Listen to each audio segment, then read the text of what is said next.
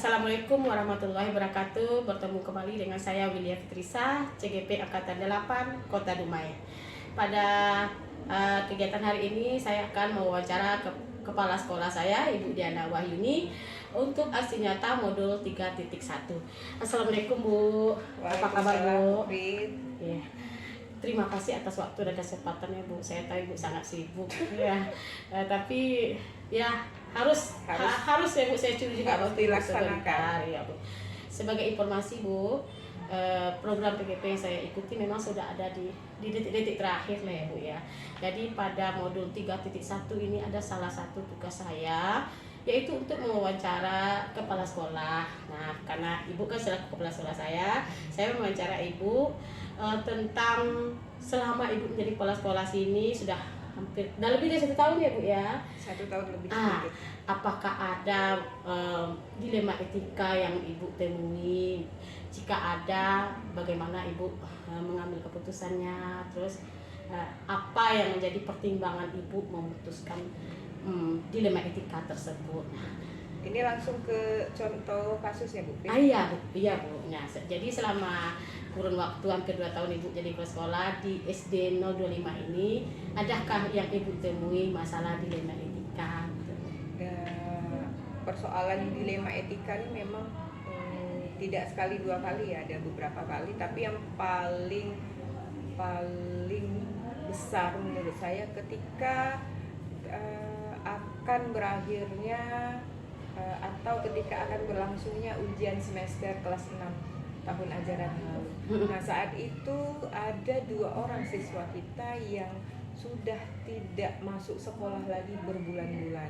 Nah, sebelum saya mengambil keputusan apakah anak ini akan kita apakan, wali kelasnya, guru kelasnya berkonsultasi dulu dengan kepala sekolah, sudah berkali-kali memanggil siswa yang bersangkutan, kita datangi, bahkan saya ikut juga mendatangi orang tua murid untuk membujuk atau mempersuasi agar anaknya bersedia masuk sekolah.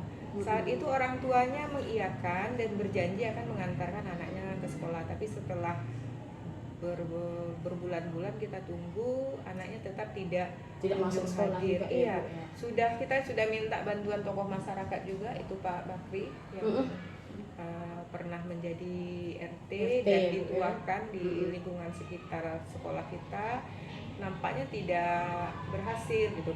Jadi saat ujian sekolah itu akan berlangsung, tidak berapa lama setelah itu guru kelasnya berdiskusi dengan saya karena akan menjadi pemikiran kalau siswa ini tidak kita ikutkan ujian, berarti akan ada angka putus sekolah nantinya 2 orang siswa. Tetapi kalau kita ikutkan ujian, kita juga berpikir kok siswa ini berbulan-bulan tidak masuk, tetapi kenapa saat ujian sekolah atau ujian penentuan dia lulus atau tidak diikutkan gitu. Itu menjadi dilema ya Bu Fit saat itu. Itu membuat dilema ya Bu. Betul. Apakah kita akan mengizinkan siswa tersebut ujian atau tidak? Tapi karena banyak pertimbangan ketika itu.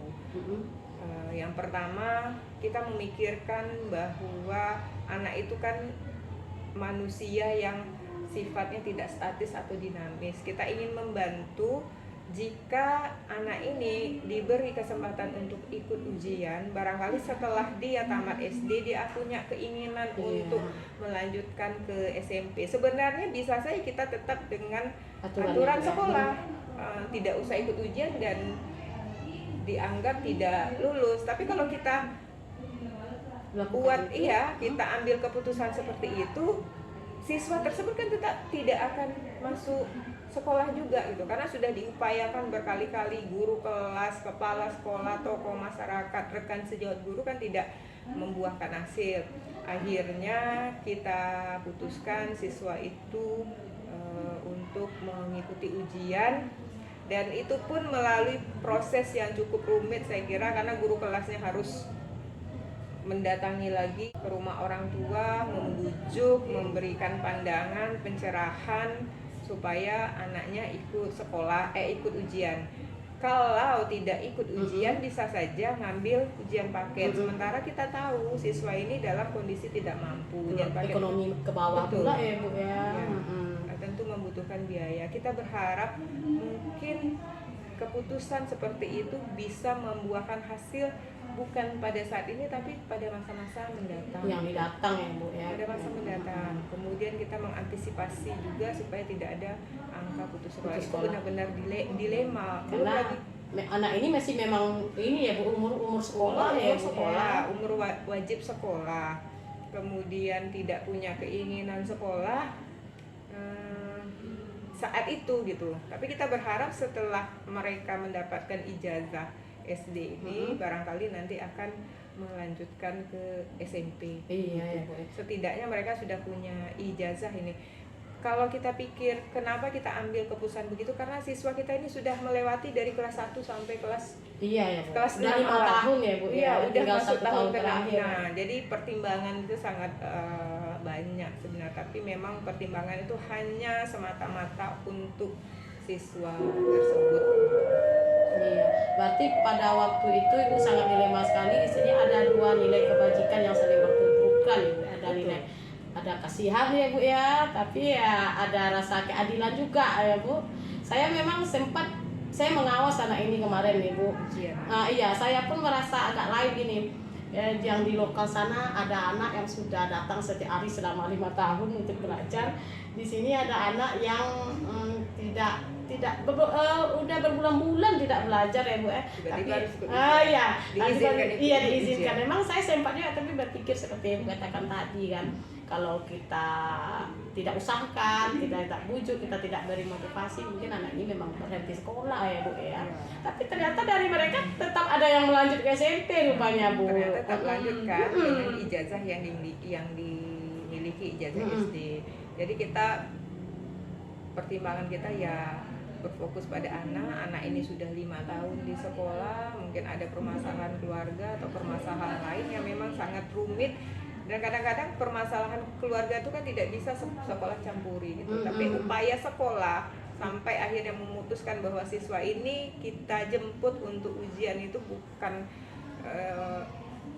dari sebulan 2 bulan ya Bu ya. Mulai dari awal kelas 6 ketika tidak hadir, kita timbul kecemasan, kekhawatiran jangan-jangan nanti siswa ini putus di tengah jalan padahal udah mau kelas 6. Jadi begitulah, pertimbangannya itu banyak, tapi salah satunya adalah supaya anak ini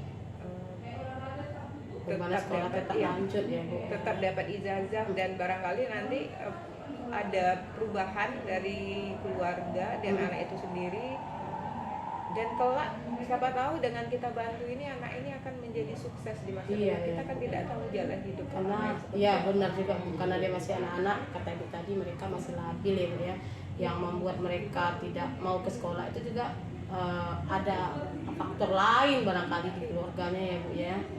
Hal yang mungkin tidak bisa kita intervensi, tidak bisa kita campuri, tapi sudah kita upayakan bagaimana permasalahan itu bisa diselesaikan. Tapi kan tampaknya yang memutuskan orang tua nih gitu. Iya.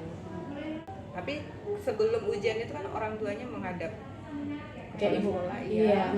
Kami sempat berbincang, memang anaknya sudah tidak mau lagi, yang satunya sudah fokus bekerja, sudah menghasilkan uang ya Bu ya. Sudah menghasilkan uang, tapi kita pikir-pikir kan seenggaknya punya pegangan ijazah SD, dan ketika dia ingin lanjut dia sudah bisa lanjut entah di tahun depan atau di tahun yang sama gitu. Karena pikiran manusia bisa saja berubah ya, untuk saat ini mungkin dia malas untuk lanjut sekolah, bisa saja tahun depan dia mungkin mau begitu ya Bu ya. Iya, berarti keputusan yang Ibu ambil ini sebenarnya sangat berpengaruh sekali kepada sekolah juga ya Bu ya, selain kepada anak. Sebab umpamanya jika dia tidak ikut ujian, terdapatlah sekolah kita yang tidak angka putus sekolah, dan putus sekolah nanti sekolah juga akan menyelesaikan permasalahan, kita akan cari siswanya lagi, kita tanya penyebab putus sekolah, jadi kita upayakan itu. Tapi bukan berarti bahwa dalam semua kejadian ini kita akan seperti itu. Maksudnya ini kan kasuistik ini. Kan tidak setiap tahun kita akan menjumpai kasus yang sama. Satu dua, kebetulan saat itu saya baru jadi kepala sekolah dan sudah dihadapkan pada situasi seperti itu. Itu memang menjadi dilema. Kalau kita ikut keputusan atau ketegasan dari sekolah, aturan sekolah, ya memang anak ini sudah kita keluarkan saja gitu. Karena tidak mengikuti pembelajaran Iya, 2 gitu. semester kayak temannya yang lainnya Ya, ya. tapi kan ada sisi lain yang kita pertimbangkan, dan itu semata-mata hanya untuk anak-anak itu saja. Kalau kita memang tidak ada keuntungan apa-apa gitu. Kalau bisa kita tetap tegas, dikenal oleh sekolah yang tegas, ya masuk-masuk, yang tidak sesuai dengan aturan sekolah kita keluarkan, tapi tidak seperti itu. Kita harus lentur juga dalam mengambil keputusan gitu.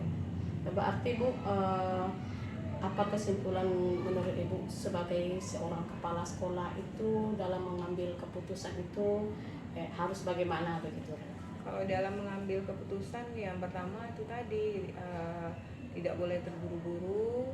Kemudian dari keputusan itu, sebelum mengambil keputusan harus mencermati berbagai sisi atau aspek atau pertimbangan gitu. Pandangan kita Ya, harusnya. kemudian kita juga melibatkan orang lain, dalam hal ini guru, dalam hal sejawat dan dinas pendidikan, agar keputusan yang kita ambil itu memang keputusan yang tepat.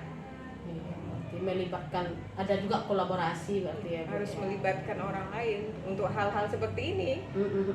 Guru kelasnya, kemudian dinas pendidikan gitu. Jadi kita pun berarti harus memikirkan juga hidup anak itu ke depannya ya Bu ya, berpikir berbasis ke depan ya Bu ya. Meskipun ada nilai-nilai kebajikan yang bertentangan. Baik Bu, terima kasih atas wawancaranya hari ini, terima kasih atas waktunya. Selanjutnya mungkin akan ada satu lagi nanti Bu di modul 3.2 aksi nyatanya, yaitu memetakan aset yang ada di sekolah kita Ibu. Nah ini nanti mungkin ada warga sekolah lain seperti Pak Komite dan Bapak PMD yang merupakan aset sekolah kita ya Bu. Sekali lagi ya Ibu ya. Ya terima kasih Ibu. Semoga hasil wawancara hari ini dapat menambah pembelajaran buat saya ke depannya, sekurang-kurangnya sebagai pemimpin di dalam kelas Ibu. Ya doakan ya Bu ya, lancar, lulus dengan nilai yang terbaik. Amin, ya, Bu. amin. Terima kasih ya Bu. Alhamdulillah.